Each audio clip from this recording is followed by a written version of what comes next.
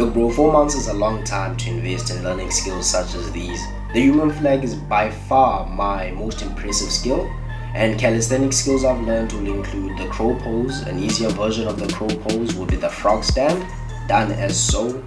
Next up we've got the elbow lever. Trust me, it's way easier than it looks. Next up we've got the single leg front lever, the back lever, and bro, you know we cannot forget about the muscle up. We can't forget about the core bro. It's a very important aspect of calisthenics. L-sit holds are very important. Bro, the only elite push skill I have is handstand push-ups, and sadly for legs, I don't know how to do anything outside of the pistol squats. I go by Kunashe and I make content on calisthenics. Please like and subscribe to the video if you're interested in content like this. I'm going to break down exactly how you can achieve what I did within 4 months using your own routine. So let's get straight into it. Alright bro, don't disappear too early, because I'm still gonna break down what exercises I do to strengthen my muscles, right? Calisthenics workout, bodyweight workouts that actually help me to be able to do the current skills that you see that I'm able to do. Okay bro, what I want to do right now is address the biggest mistake with people who are interested in starting calisthenics is they want to focus on all the cool skills they see online. The problem with doing that is focusing on everything at once means you grow at nothing, right? Like imagine a doctor who focuses on maybe 6 different operations and a doctor that does the same operation 6 times. Who is better? It's obviously the person who's done one thing over and over and over again, rather than the person who does everything at once, right? So what I'm trying to say is focus on 3 to 4 skills at most that you're interested in learning. In my case, that was the crow pose, the elbow lever, and the handstand, right? I focused on 3 only. What you end up doing is, once you learn one skill, in my case, the crow pose, you replace it with another. And what I replaced the crow pose with was the back lever, right? So as you learn skills, you put others at the side to focus on others and growing those, right? And then I ended up replacing the elbow lever once I had mastered it with the human flag. But then handstands, which is another skill I was doing at the time, I still haven't mastered it to the ability I want to, so I haven't replaced it yet. But replacing an exercise doesn't mean that you no longer do it, right? You can still do it every now and then, but it's no longer your main focus. I'm focusing on the handstand, the planche, as well as the full front lever. Those are my goals right now. And I know within 3 to 4 months I'd have replaced at least 1 to 2 of the skills already with another skill that I'm interested in learning, until I've learned all the calisthenic skills that I want to. Because bro, what you need to realize is this stuff takes time. So the sooner you realize that, the more patient you will be, and the more willing and the more you would enjoy the journey of learning each and every skill. It will no longer become about just, I want to do the planche, but it's about the process it took to become good at the planche. The reason why it's important to include physical training such as pull-ups, push-ups, dips, right, into your routine is because your muscles might actually give up before what you are training. For example, when I'm doing pull-ups, or maybe even front lever, my forearms usually give up before the rest of my arms and my lats, the rest of my body, which means my forearms are my weak point. And I don't even have weak forearms, bro. I really don't. It's just they are weaker compared to the rest of my body. So what I need to do now maybe is to include more forearm workouts so that my forearms are not the primary targets of my workouts, such as in pull-ups.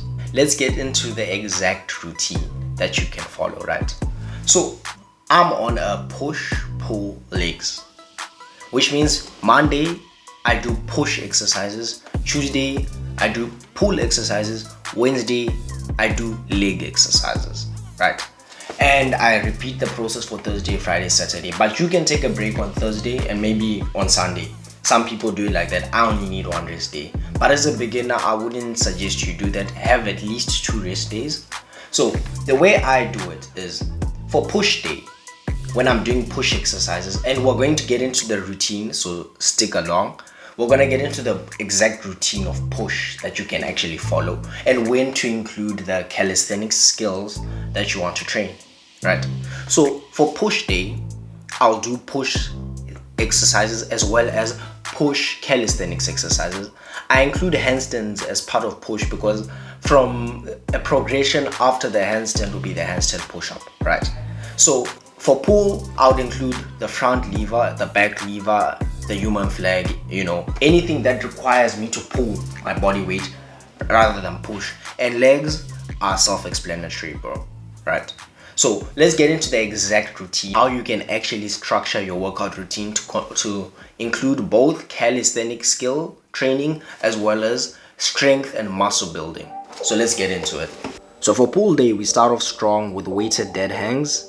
This is about 20 kilograms. Not everybody can do this. So obviously, if you can't do weighted dead hangs, you can do the simpler version of dead hangs without weight, right? If this is too easy, and even if weighted is too easy, one arm dead hangs are much harder and they really challenge your grip strength.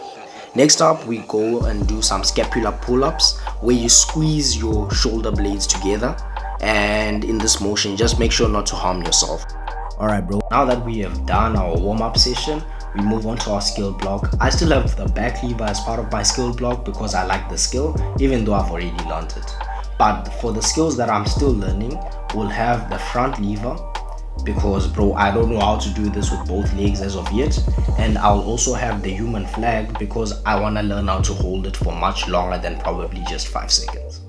Remember, your skill block might look different from mine. And our last exercise for the skill block will be L-sit because L-sit is a pulling exercise too. Alright, now that we're done with the skill block, we move on to the strength block, which consists of my first workout being the regular pull-up followed by the weighted pull-up. So the next workout after that will be the close grip pull-up, which apparently works the lats more than the wide grip pull-up, which surprises me, but I'm not sure how true that is. Somebody told me that.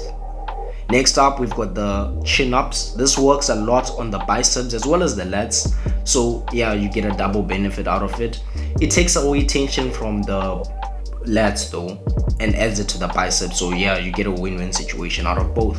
The next one, we have the wide grip pull-up, which I can say really fuels my lats. I feel my lats when I do this properly, especially when I focus on the traction.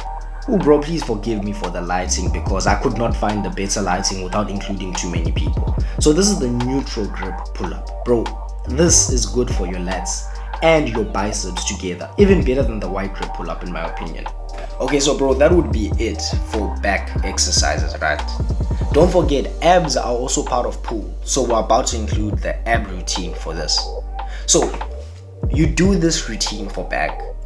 Once, one set of each exercise to failure, and you're good enough to go for back. I guarantee you that's enough to grow your back. I'm still growing, bro. I've only been working out seriously for probably 2 to 3 years. I started calisthenics 4 months ago, and I'm telling you, if I can build a body like this, a person like me, you definitely could do it. So don't get discouraged, and let's get into the abs routine of the workout. So our first workout for abs will consist of leg raises. Do a couple of sets, maybe 2 to 3 of leg raises, and then you move on to hanging raises, which are a very good ab workout, especially for your upper abs, because you see the thing about leg raises, they work the lower abs. So if you have got a good combination, you've got something that will work your abs fully and all rounded. And the last workout for abs will be toes to bar. I can't find a name for this one. I call it toes to bar, bro. So it's exactly what it sounds like, but of course this workout is much harder for beginners. So I would start off by knee raises, just like this. This is gonna have the same effect, but of course it's much easier than the full L-sit, toes to bar. The next one will be now this one where you go into the L-sit position and you do leg raises as normal. 2 sets of each exercise should be more than enough to grow your abs. You know bro, I don't know what to decide is my favorite between push and pull. Like, they're both very good workouts. Legs is my least favorite. Everybody hates legs, bro. I wouldn't say I hate it, but it's not my favorite. But from push and pull, I don't know which one to choose. So yeah, let's get into the push exercises. Let's get into the calisthenics block right now. Okay, so bro, there's nothing more humbling than trying a planche for the first time. So I'm doing it banded here, bro, and it is still impossible. The skill takes about a couple of years to learn, so I just decided to start practicing now. And the other skill that you guys already know that I'm training for push day is the handstand. The handstand is also another impossible exercise. Some people can actually learn it within 2 months, but I don't think balance is one of my skills. A lot of people find this much easier. A lot of people find the front lever much easier. It just depends on who you are, what kind of person you are, your strengths and your abilities. Handstand is just not an easy skill for me to train, so it's gonna take me a bit longer to master it.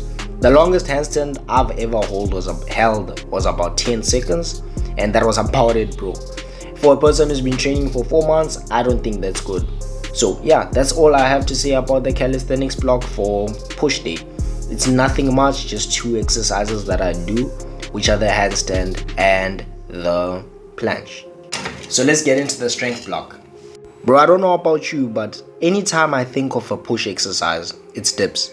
The thing about dips is it's a compound movement, meaning it works more than one muscle at a time. We're working the chest, the shoulders, and the triceps at the same time. You get a nice pump from it. It just feels amazing, right? So it's a good workout, and I wouldn't suggest not adding it to your routine. 1 set of weighted dips, 2 to 3 non-weighted is more than enough for hypertrophy. Alright, now we've got the one arm push-up, which is more of a tricep and shoulder exercise than a chest. Very challenging, so I would suggest you just control the negative going down and get back up into the one arm position and keep controlling the negative going down for a few reps, and that should strengthen your muscles to do the one arm push-up. Then the regular push-up is good for the lower chest. A few sets of the regular push-up is more than enough, because if you've seen Andrew Tate's chest, no disrespect to him, he does more of regular push-ups, right, than decline push-ups. Decline push-ups are very good for your upper chest. They grow your upper chest to give this illusion of a fuller chest, whereas the regular push-up just grows your lower chest. This grows your upper chest, so you'll have a well-rounded physique. Alright, next up we've got the pike push-up. The pike push-up is an essential workout for growing your front delts and your shoulders. Your shoulders are very important in calisthenics skills such as the planche or the handstand, so it's important to have strong front delts. To make this exercise more challenging, you could simply bring your feet closer to your arms so that the angle is a bit smaller. To make it even more challenging, you could do it on an elevated surface as so that your feet are above the ground and most of the tension is placed upon your shoulders. Bro, now that we're done with everybody's favorites, do not skip the video. Do not neglect your legs. We're gonna follow the same process. Warm-ups, calisthenics skill block, and then leg training exercises. So let's start with the warm-ups. So bro, when it comes to legs, I like to keep it different from what other people are doing. Instead of dynamic warming up like jump squats and such stuff, I like to keep it to stretching, because being flexible is so important when it comes to working out, because having a fuller range of motion means you're less susceptible to injuries, and frankly speaking, it genuinely just improves your workouts, bro. Because imagine working out and having this strange tension in your legs, right? That's what happens when we work out without warming up. It's always, I don't know how to describe it, like, you know when you feel that you're about to get an injury, like if you do one more rep, you're gonna be injured, especially when doing things such as hamstring curls or Nordic curls, right? I feel that a lot, and the thing is, that's a terrible feeling to have while you're working out, right, bro? So I like to battle this by doing stretching exercises such as these that you see in this video. So I would recommend you do this before you start your exercises or warm-ups or whatever it may be that you're doing. Let's get into the calisthenics skill block for legs.